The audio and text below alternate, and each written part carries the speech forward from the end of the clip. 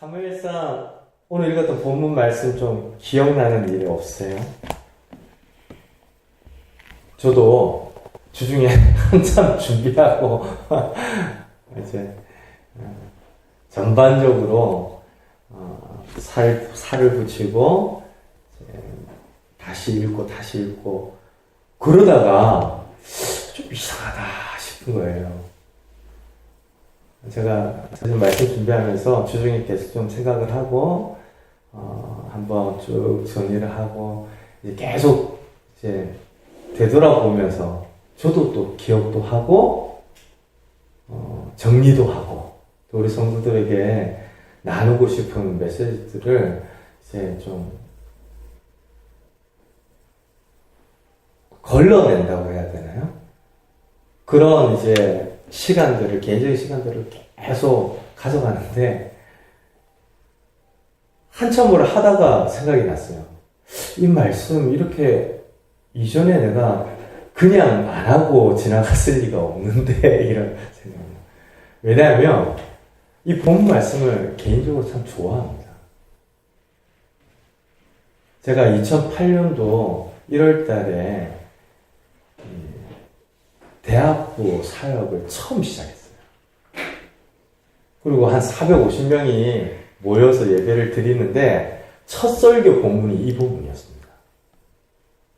그래서 개인적으로는 굉장히 의미가 있고 또 은혜를 많이 받았던 말씀이기도 하죠. 그래서 내가 그때 개인적인 어떤 계기에 나한테 나침판이 되고 이정표가 되었던 말씀을 그 사랑 교회 성도들과 나누지 않았을까? 그래서 제가 파일을 좀 찾아봤더니 작년 3월 달에 이 말씀으로 예배를 드렸어요. 저처럼 우리 성도님들도 기억을 잘 못하시는 것 같아서 참 감사하기도 하지만 또 한편으로 그게 맞아요. 1년 전, 2년 전, 3년 전 말씀 다 기억하고 계시면요. 사실은 또 한편으로 목사님을 어렵게 만드는 것이다. 이런 이야기는 하고 싶지 않고 그 말씀 때문에 그 말씀을 기억하는데도 그렇게 살아가지 못하는 형편들을 만나는 그분이 힘들어질 것 같아요. 어려운 이야기 아니고요. 어느 날 산뜻하게 마치 비처럼 번뜩이는 말씀의 도전과 은혜 앞에서 우리가 조금씩 바뀌어가고 하나님을 깨달아 알아가고 인도함을 받는 것이죠. 매주 들은 말씀이 계속 기억에 남아있으면서 우리를 압박한다고 생각해봐요.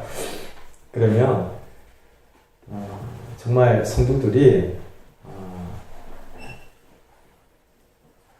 신앙생활이 참 쉽지 않겠다라는 생각들을 해보는 게요. 하나님께서 적절하게 또 지나간 것들을 잊을만 하며 새로운 말씀으로 우리들을 깨닫게 해주시고 또 이전에 들었는데도 잘 지켜지지 않는 말씀들을 다시금 꺼내어서 나눌 수 있는 기회를 나에게, 우리에게 허락해 주셨구나 라는 생각을 하면서 다시 한번 이 말씀을 되짚어 봐야 되겠다라는 생각을 해보았습니다. 지난 3월 달에는 작년이죠. 우리 교회를 개척하여서 함께 예배하면서 우리 이것만큼은 절대로 빼앗기지 마십시다. 이것만큼은 절대로 양보하지 맙시다. 그 말씀을 드리면서 우리의 미스바, 우리의 예배 이거 꼭 붙들고 나갑시다. 그렇게 함께 말씀을 나누었거든요. 오늘은 좀 그 메시지와 함께 앞뒤에 펼쳐지는 이야기들을 이제까지 살폈던 사무엘상 말씀과 연결해서 조금 되짚어보고 우리가 그 안에서 하나님께서 주시는 말씀을 깨달아 우리 각자의 삶에 적용하는 은혜가 있었으면 좋겠다라는 생각이 듭니다. 우리가 이제까지 보아왔던 사무엘상 이야기는 두 개였어요. 하나는 한나의 기도에서 사무엘의 탄생과 성장과 부르심까지가 한 토막이었고요. 또 하나는 법궤의 이야기였습니다. 우리가 사무엘상 많은 말씀들을 함께 나누어 온 것 같지만 크게 두 가지로 요약을 하고 정리를 해보자면 한나의 기도를 통하여서 새로운 시대를 여시는 하나님의 예비하심이 사무엘이라고 하는 인물을 세워가면서 시작되고 있구나. 눈에 보이지 않는 것 같았지만 이루어졌구나. 그래서 엘리 제사장의 집에서 망령된 제사장들이 아웃되고 하나님이 세우신 사람이 말씀을 받는 선하신 일들이 일어나는구나. 우리가 하나 봤어요. 그런 때에 법궤가 전쟁에서 빼앗겨지고 떠나고 다시 되돌아오는 과정을 사무엘에 관한 이야기만큼이나 길게 봤죠. 오늘 이제 법궤의 이야기가 끝이 나고 다시 사무엘을 통하여서 새로운 시대를 여는 전환기의 말씀을 우리가 봅니다. 근데 이 기점에 기럇 여아림이라고 하는 사람들이 나타나는데요. 우리 1절 말씀 같이 한번 읽을까요? 기럇 여아림 사람들이 와서 여호와의 궤를 옮겨 산에 사는 아비나답의 집에 들여놓고 그의 아들 엘리야사를 거룩하게 구별하여 여호와의 궤를 지키게 하였더니. 이제까지 길고 길게 살폈던 법궤 이야기가 우리에게 깨닫게 해준 사실이 뭐죠? 하나님을 경외하지 않으면 이방인이 하는 짓이나 택하신 이스라엘 백성들이 하는 일들이나 똑같다는 겁니다. 모양은 다르고 표현은 다르지만 그 중심과 태도가 크게 다르지 않다라는 것이 드러났어요. 대표적인 예가 베세메스 사람들 이야기잖아요. 지난주에 우리가 살펴보았지만 하나님의 궤가 돌아오는 것을 보고 잠깐 기뻐했습니다. 그런데 베세메스 사람들이 그 수레의 나무를 패어서 제단을 쌓고 그 수레를 이끌고 온 암소를 잡아다가 번제를 드립니다. 블레셋 사람들이 하나님의 진노를 누그러뜨리기 위해서 금독종과 금지 형상을 바치면서 제사하잖아요. 자기들 마음대로 예배하잖아요. 근데 베세메스 사람들도 하나님이 주신 말씀이 있었는데 하나님께 제사를 드릴 때, 번제를 드릴 때 어떻게 드리라라고 하는 거 다 잊어버리고요. 자기들이 기쁘다라고 하는 것 때문에 마음대로 제사를 드립니다.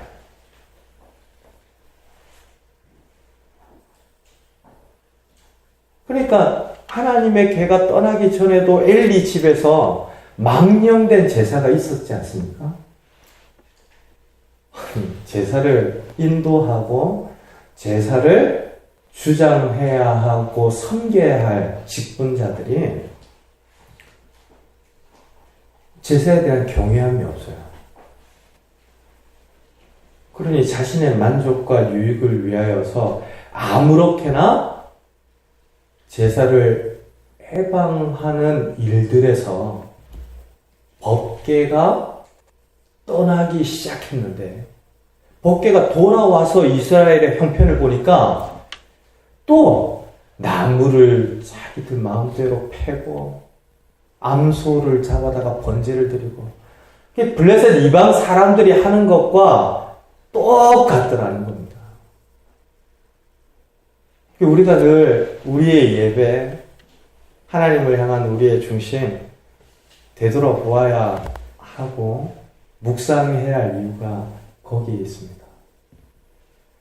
보험 들고 적금 드는 믿음은 없습니다.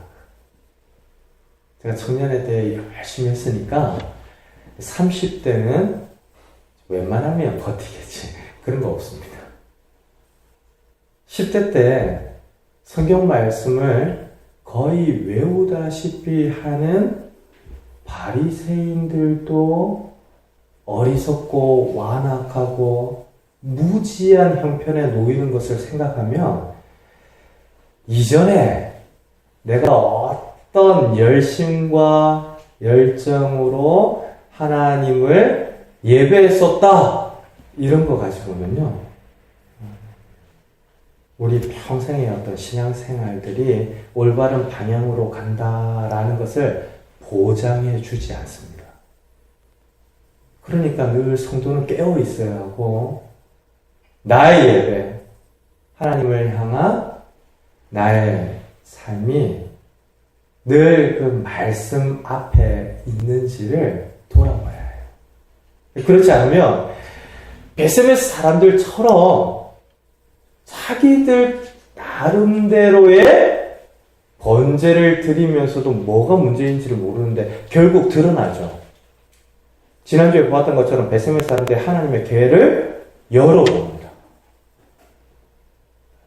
번제를 자기들 내키는 대로 드리니까 하나님의 괴에 대한 태도에 있어서도 거침없이 행동이 나오는 거예요. 제가 이런 직접적인 말씀을 종종 이렇게 에둘러서 드린 것 같은데요. 오늘 조금 직접적으로 한번 말씀을 드리자면, 성경 말씀 가끔씩 메모도 하시고 성경에 밑줄도 치시고, 그리고 주보에 한 페이지로 요약되어 있는 말씀도 주중에 다시 한번 읽어보시고, 그러면 더 오래 나오시겠죠. 또 다른 묵상과 적용이 되겠죠. 공부하자는 얘기 아닙니다. 무슨 여기가 학교냐 이런 이야기를 드리는 것이 아니라 말씀을 더 깊이 받고 더 진실되게 반응하고 더 오랫동안 간직하며 묵상하기 위해서 말씀에 대한 경외함을 가지고 예배하자는 거예요. 그것이 없으면 우리 예배와 말씀에 대한 우리 태도는 너무나 쉽게 흐트러집니다. 예전에 제가 정말 잊지 못할 예배가 있는데요. 아이들이 시험을 앞두고 굉장히 절박해질 때의 일입니다. 고등학교 3학년들이니까 수능이 점점 다가오면 숨 막히잖아요. 뭐 지푸라기 잡는 심정으로 기도하는 때이거든요.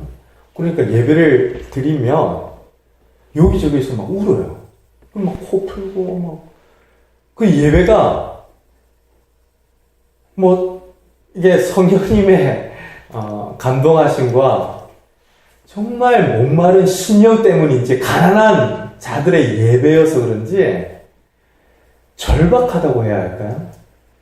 너무 간절합니다. 찬양도요, 목이 터지라고 찬양하고 기도하자고 그러는데 아이들 그렇게 기도 잘 못해요. 그런데도 하나님을 부르면서 그렇게 기도를 하는데 늘 그런 때에 이제 예배 중에 좀 예기치 않은 일이 있었습니다. 그때 예배를 드리던 장소가 지하였거든요. 근데 그 교회에 위치한 곳이 몇십 년 된 거목들이 참 많은 아파트 단지였어요. 근데 이 나무의 뿌리가 너무 깊어서 이 나무는 뽑지도 못한다. 아파트가 무너진다. 뭐 이런 이야기 하면서 지났던 곳인데, 그러다 보니까 이제 벌레들이 많아요. 그리고 벌레의 크기도 굉장히 남다릅니다. 근데 지하에 예배를 드리는 장소에 이제 알죠? 그 바퀴가 이제 들어왔는데, 그렇게 진실한 마음으로 찬양하고 뜨겁게 예배를 하는 중에 이 손가락 크기만한 게 저 뒤에서부터 앞으로 오는데요. 마치 예배 인도를 하고 있던 저가 아니고 저와 함께 찬양을 부르고 있던 이 찬양 리더 몸으로 이렇게 타고 오는 거예요. 근데 뒤에서부터, 이걸 너무 진지하게 이야기를 드린 거 아닌가 모르겠는데, 뒤에서부터 이제 오는 걸 보면서 몇몇 친구들이 보고 경악을 하고 놀라기 시작했습니다. 근데 예배를 드리는 중이니까 얘들 또 어떻게 해야 할지를 모르고 있었던 거예요. 저걸 잡아야 될지, 막 소리를 질러서 경계를 시켜야 될지. 그러니까 우왕좌왕하는 것들이, 막 여기저기에서 웅성거림으로 이제 나타났는데요. 저도 찬양할 때 종종 정말 이렇게 몰입을 해서 하나님을 생각하면서 찬양을 하다 보니까 초반에 일어나는 상황을 몰랐어요. 그 찬양을 하다 보니까 갑자기 이게 막, 팽팽했던 어떤 그 예배의 긴장이라고 해야 하나요? 다 흐트러지기 시작하면서 손을 쓰기가 어려운 거예요. 그러고 나서 애들이 막 손가락으로 가리키고 말하고 이런 것들을 쫓아서 보니까 진짜 이 앞에 찬양을 부르고 있는 친구, 리얼하죠? 올라가는데요. 그날 예배 끝났어요, 그냥. 제가 얻은 교훈이, 우리의 예배를 한순간에 뒤엎고 깨트리는 실체들이 많습니다. 그 아무것도 아닌 벌레잖아요. 몇십 명의 사활이 걸려있는 예배를 그렇게 한순간에 깨트릴 수 있다면 마음속에 있는 바퀴들은 어떻게 하죠? 눈에 보이는 바퀴가 아닌 우리 내면에 여러 생각들로 기어다니는 세상의 바퀴들을 어떻게 합니까? 그러니 늘 우리에게 주어진 기회들을 따라서 예배가 점검이 되고 되돌아봐서야 한다는 거예요. 베스베스 사람들이 그렇게 망령된 행동들을 거침없이 하는 때에 기란 여아림 사람들은 조금 남다릅니다. 지난주에도 잠깐 말씀드렸지만 아셔야 됩니다. 정말 우리 사회가 열악하고 이전보다 우리 신앙을 만만하게 허락하지 않는 여건과 사람들이 더하면 더하지 이전보다 못하진 않을 겁니다. 그런 시대에도요, 남다르게 하나님을 경외하고 하나님을 따르려고 하는 이들이 언제나 있습니다.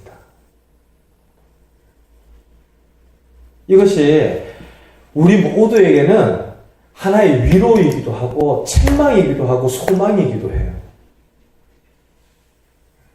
우리 누구에게라도 뭐 이런들 어때? 저런들 어때? 그러고 싶은 마음 왜 없겠어요? 다 있습니다. 그런 시대, 그런 유혹 가운데에서 우리들은 신앙생활을 하고 있어요. 그래서 초대 교회 성도들에게만 정신 바짝 차리십시오. 우리의 전쟁은 칼과 창으로 하는 전쟁이 아니라 영적인 전쟁입니다. 이 이야기가 2000년 전의 성도들에게 주어진 하나님의 말씀이라면 오늘은 더하죠. 더 은밀하고 치명적인 영적인 전쟁이 정말 쉼없이 이루어지고 있는 때인데요.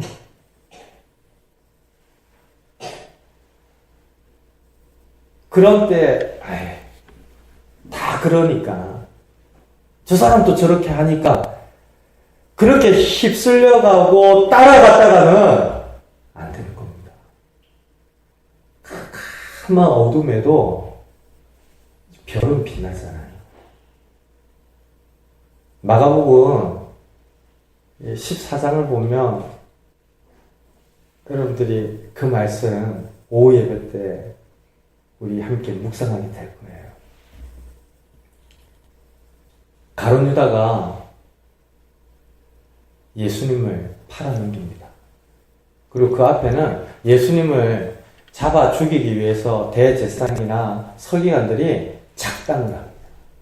앞뒤로 예수님을 넘겨주고 예수님을 죽이겠다고 하는 이야기가 포개어져 있습니다. 근데 그 사이에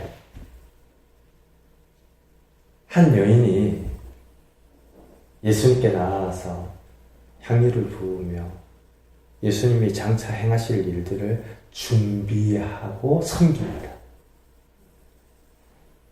다 죽이려고 하는데, 다 팔아넘기려고 하는데, 다 도망칠 준비들을 하는데 한 여자, 이름도 나타나 있지 않아요.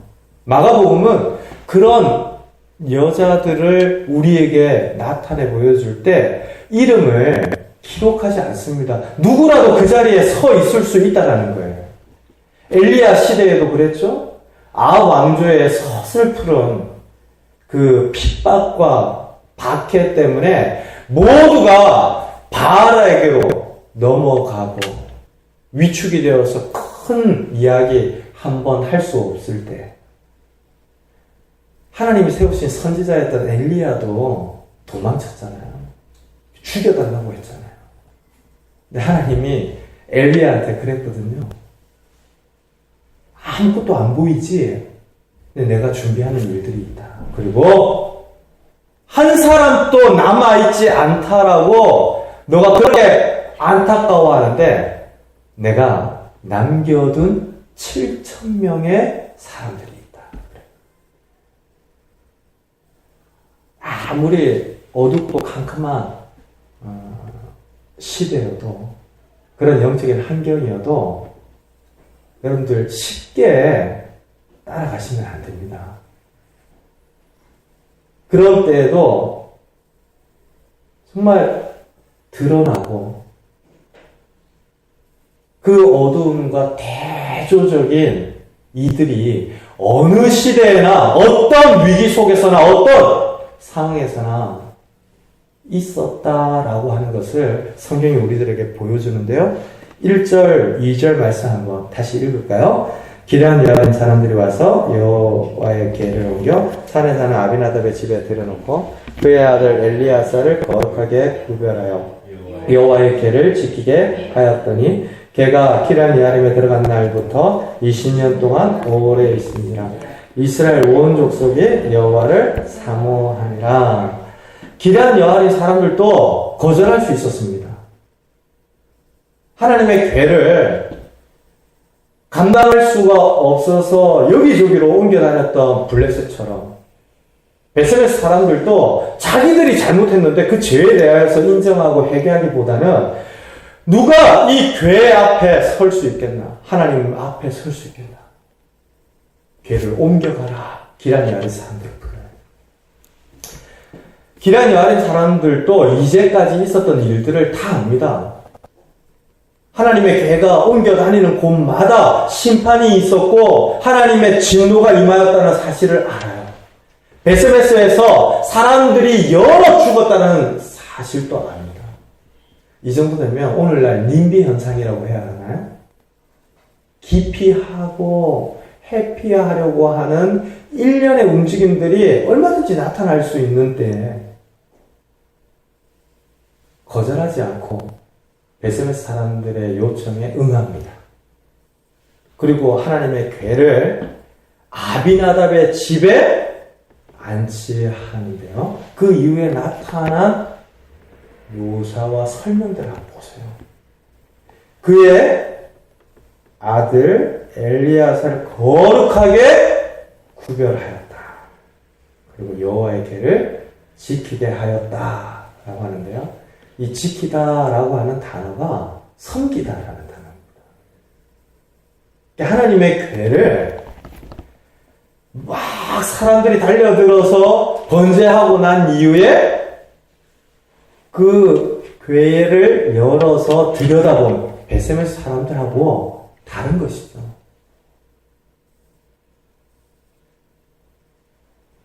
많은 사람들이 꺼려하는 하나님의 궤를 가져다가 그 집에, 구별된 사람의 집에 안치하였고 아마 제사장 계율로 보여줘요. 아비나답의 집에 있게 한 이후에 그 아들 엘레아사를 구별하여 섬기도록, 그 궤에 관한 모든 일에 충성하도록 사람을 세웁니다. 이제까지 얼마나 유배되듯 유랑하며 하나님의 궤가 옮겨 다녔습니까? 이스라엘 역사를 통해서 보면 기란 여아림에 있은 지 몇 년이라고 하죠? 20년인데요. 전체의 기간이 20년이다라는 말이 아닙니다. 이 사무엘상 사건이 이어지는 때에 20년인데 다윗이 나중에 아비나답의 집에서 궤를 예루살렘으로 옮겨옵니다. 그때까지는 70년 동안 아비나답의 집에 있게 되죠. 성경이 참 재미난데 2절 말씀 보니까 그 20년 동안 뿐만이 아니라 성경 전체를 생각하면 70년이라고 말씀드린 이 기간에 대하여서 독특하게 표현했잖아요. 이럴 때 한번 밑줄을 쳐보세요. 2절에 뭐라고 표현을 했죠? 20년 동안 오래 있으리라. 사람을 사귀어도 오래 사귀는 게 좋죠? 제가 예전에 사역할 때 늘 잘 안 된다 이렇게 여겼던 게 이 사람을 만나면 저는 좀 오래 있고 싶어요. 청년들을 만나도 밤늦게까지 성도님 댁에 이제 방문을 하고 신방을 해도 좀 오래 있는 편이었습니다. 어떤 때는 정신없이 바쁘니까 예배 20분 기도하고 바로 움직이죠. 근데 웬만하면 이야기도 좀 나누고 또 일상적인 이야기들도 좀 하고 그러길 원해요. 근데 이게 어떤 경우에는 좀 오래 있었다 싶은데도 눈치를 딱 채고 이렇게 마무리를 하고 일어나야 하는데 그러지를 못해서 권사님께도 조언을 듣기도 하고 목사님 아까 집사님이 시계 보는 거 보셨죠? 뭐 이런 것도 이제 듣기도 하고 그러면서 사역을 하면서 참 디테일한 부분들을 많이 배우게 되었는데요.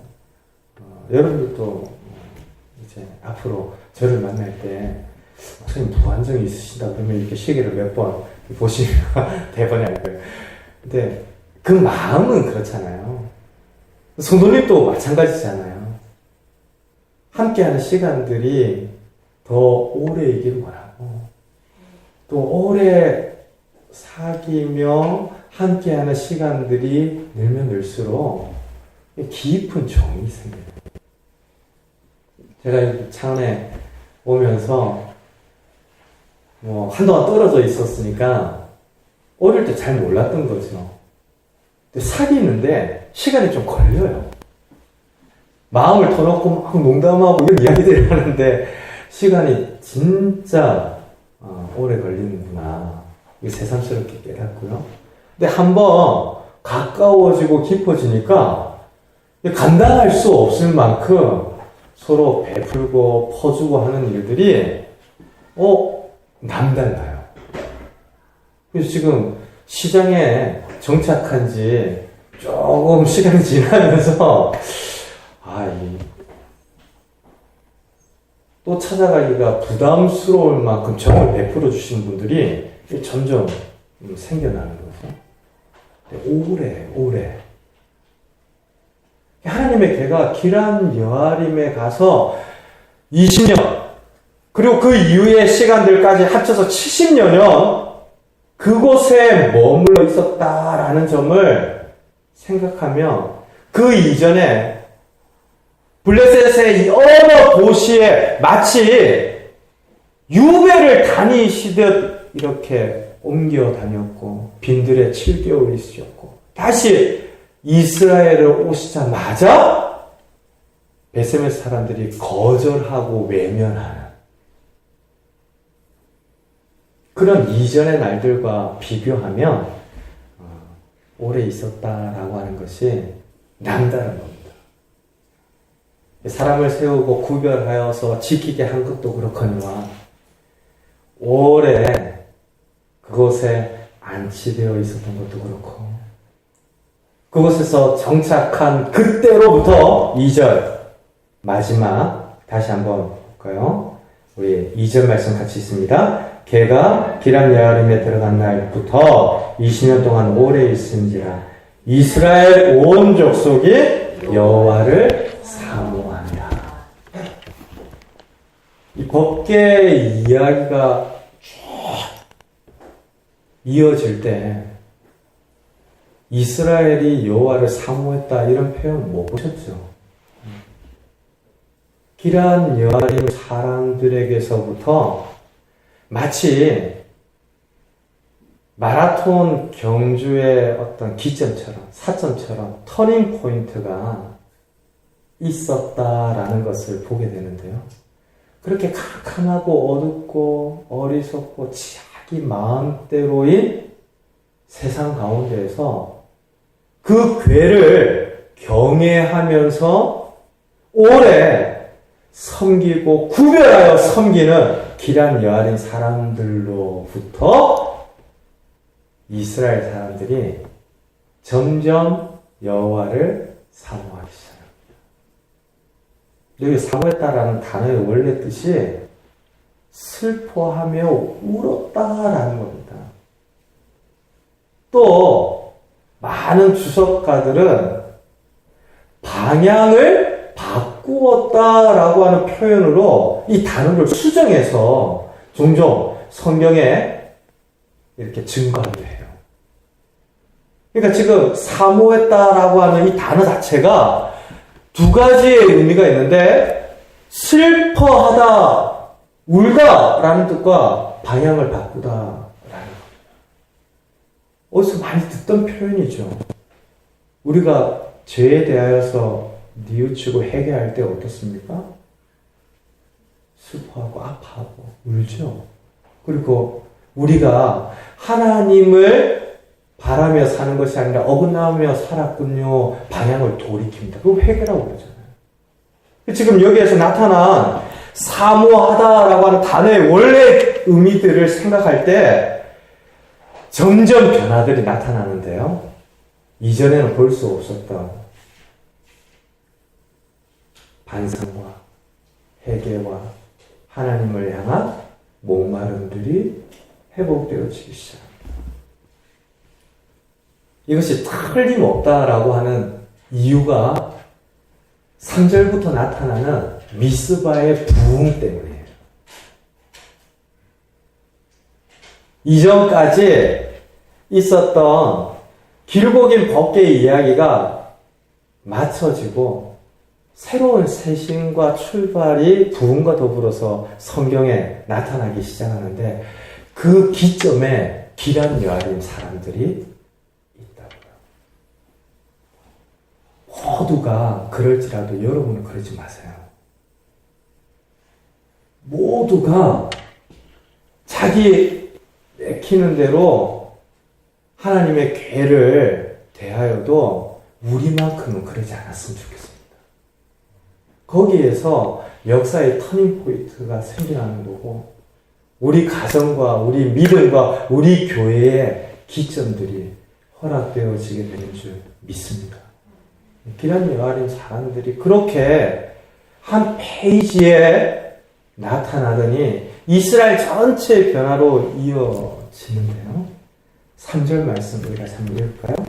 사무엘이 이스라엘 온 족속에게 말하여 이르되 만일 너희가 전심으로 여호와께 돌아오려거든 이방 신들과 아스타로스를 너희 중에서 제거하고 너희 마음을 여호와께로 향하여 그만을 섬기라. 그리하면 너희를 블레셋 사람의 손에서 건져내시리라. 아직 완전하지는 않습니다. 이스라엘 사람들이 사모하며 하나님을 구하기 시작했지만 온전하지는 않았습니다. 우리가 신앙생활을 시작했지만 완전하지는 않습니다. 우리가 매주의 예배를 통하여서 결단하지만 늘 되돌아보면 완전하지 않습니다. 그 완전하지 않다는 사실을 어디에서 보냐면 여전히 이스라엘 백성들 가운데에는 바알과 아스타롯이 있었기 때문이에요. 이스라엘 역사를 보면 이스라엘 백성들이 하나님을 예배하지 않았던 순간은 없습니다. 언제나 하나님을 예배하며 그들은 살아왔어요. 문제는 하나님을 예배하면서도 다른 우상을 주인으로 여기며 예배하는 우상 숭배가 함께 이루어졌기 때문이에요. 사무엘이 이거 제하여라. 하나님을 예배하고 섬기려거든 너희들의 온 마음을 다하고 목숨을 걸어라. 지금 이 미스바로 모이게 하면서 놀라운 부흥들이 일어나게 되죠. 예수님께서도 가장 큰 계명에 대하여서 우리에게 말씀해 주셨습니다. 가장 큰 계명이 뭡니까? 하나님을 사랑하는 것입니다. 어떻게 사랑하라고요? 예. 읽을 때마다 부르르 긴장하며 읽으셔야 돼요. 온 마음과 힘과 뜻과 정성을 다해 목숨 걸고 사랑하는 거죠. 모든 문제와 삶 가운데 이것보다 더 중요한 토대와 핵심이 없다라는 것을 예수님이 아시기에 가장 큰 계명으로 하나님 사랑하는 거 이거 가르쳐 주신 거예요. 지금 사무엘도 이스라엘의 형편을 들여다볼 때 다른 거 없다는 거죠. 하나님과의 관계가 회복되어지는 그 일이 모든 문제 가운데 있어서 우선하는 것이고 중요하다는 것을 이야기하며 이스라엘 백성들에게 우상을 제하라. 하나님께로 돌이켜라. 라는 건데요. 언제나 우리 삶과 존재는 세상과 사람 앞에서 이루어지는 일이 아니라 하나님 앞에서 이루어지는 일인 것을 꼭 기억하고 이번 한 주를 살아가는 저와 여러분들 되시기를 바랍니다. 그게 모든 문제의 핵심이죠. 하나님 관계에서 어긋나고 실패하면요, 다른 단추들은 다 깨워도 내 식대로 하는 겁니다. 제가 지난 주 중에 순간 아무 생각을 하지 못하고 막 이야기를 하다가 굉장히 무안했던 적이 있어요. 우리 금요일이었나요? 지금 은혜잖아요. 예배 마치고 집에 가는데 은혜가 그 다음날 이제 토요일날 치과에 가서 치료를 받는다고 그 이야기를 듣고 이야기를 하다 보니까 제가 치과 치료를 받으면서 아팠던 이야기가 막 나온 거예요, 제가. 그래서 신경치료 그거 너무 아픈데 했는데 막 이제 한참을 이야기를 했는데요. 갑자기 분위기가 좀 이상해지면서 우리 사모가, 아내가 지금 은혜가 있는데 은혜 무섭구로 왜 그런 이야기를 하냐고. 그래서 제가 불사 제 경험, 제가 치과 치료를 받으면서 있었던 일들에 대한 이야기는 언제든지 할 수 있는데 내일 치과 치료를 받으러 가는 은혜를 생각을 전혀 못한 거죠. 그래서 제가 그렇게 훈련받고 그렇게 사역을 하면서 많은 경험에 노출되고 상황 가운데에서 함께하는 이들을 좀 생각하고 배려하는 그런 준비를 하나님께서 시켜주셨다라고 생각을 했던 그 순간에 여지없이 참 같은 차에 몇 명 타지도 않았는데 그렇게 한순간에 내 생각만 했구나. 제가 이렇게 늘 자포갈 때마다 긴장하셔야 된다니까요. 제가 그 정도니까 우리는 그냥 있으면 나 생각만 하는 존재. 그리고 나도 모르게 다른 누군가를 생각하기보다 내가 우선이 되는 그런 일주일의 시간들을 지나가기가 너무 쉬운데요. 하나님을 사랑하고 섬긴다 라고 하는 것은 그런 자기 중심과의 싸움이기도 하고 세상과 사람들 앞에서 살아가는 모든 삶의 방식과의 싸움이기도 하죠. 친구들이 뭐라고 이야기를 해도 그 친구들의 이야기가 우리 인생과 삶에 대한 지혜로운 이야기가 아닙니다.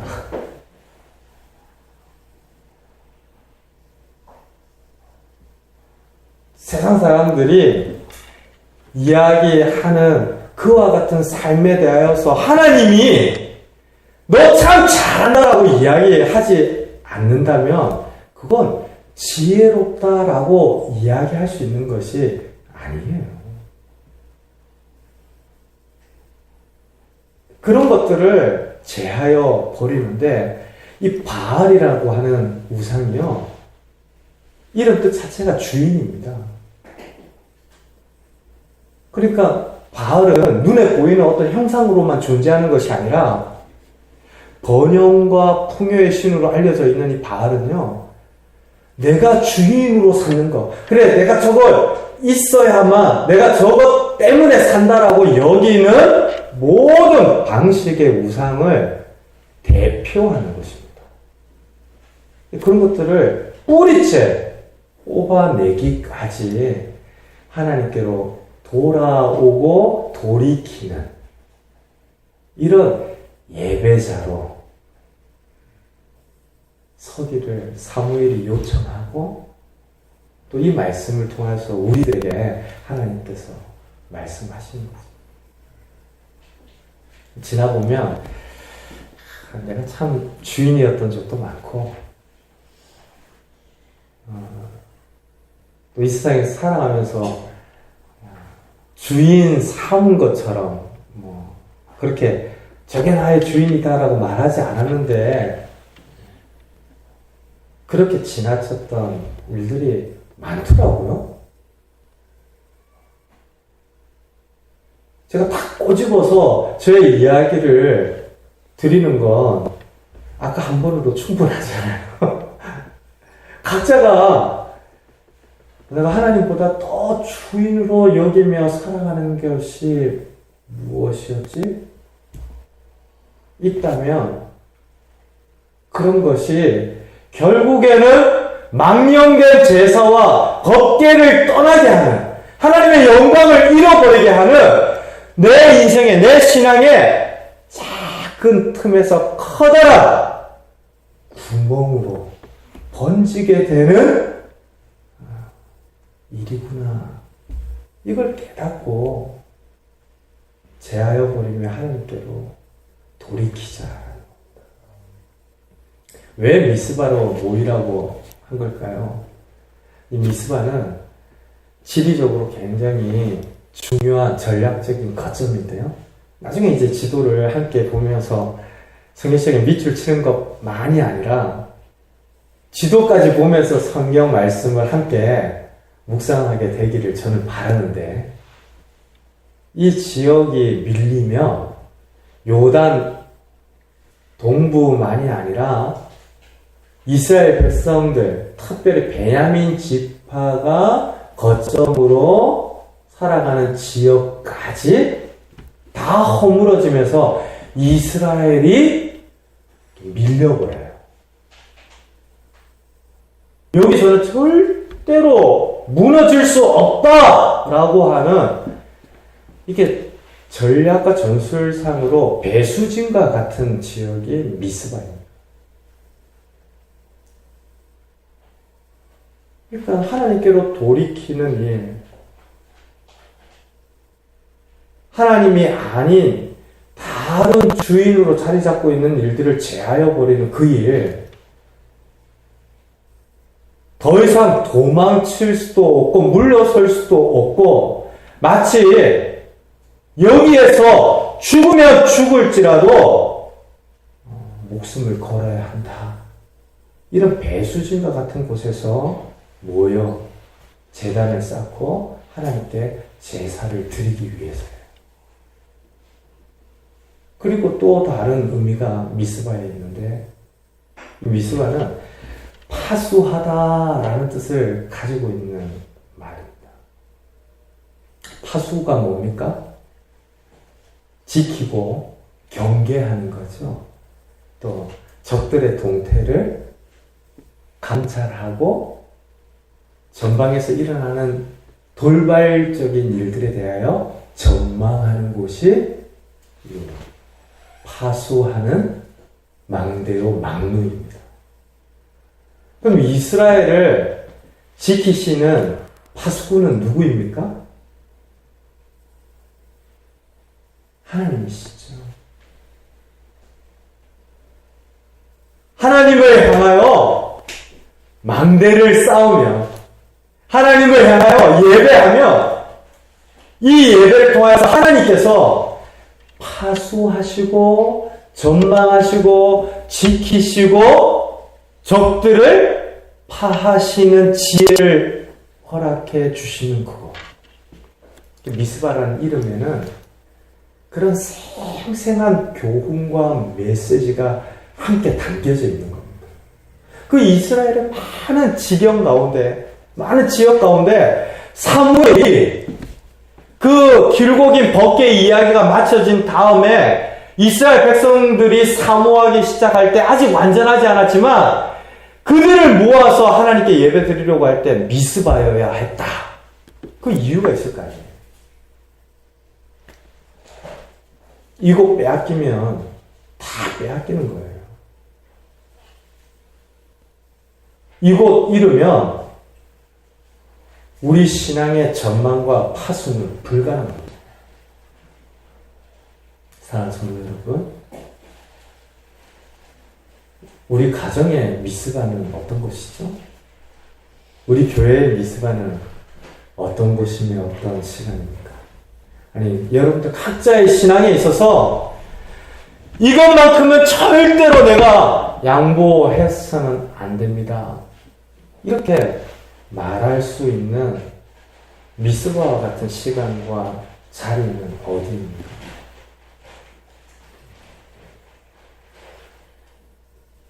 일 년 전에 우리 목숨 걸고 예배하자고 그랬어요. 이 예배가 우리 인생의 문제들을 하나님의 말씀으로 파수하고 하나님의 말씀으로 다시 살아 역동케 하는 은혜의 시간이다라고 하는 점에서 이 이 말씀을 나눴습니다. 그렇죠. 예배가 우리의 미스바죠. 이 예배 시간뿐만이 아니라 우리 각자의 삶 가운데 하나님을 더욱더 사랑하는, 그래서 여러분들의 가정이 모이고 여러분들의 직장 안에서 미소와 같은 시간들이 회복되어지고,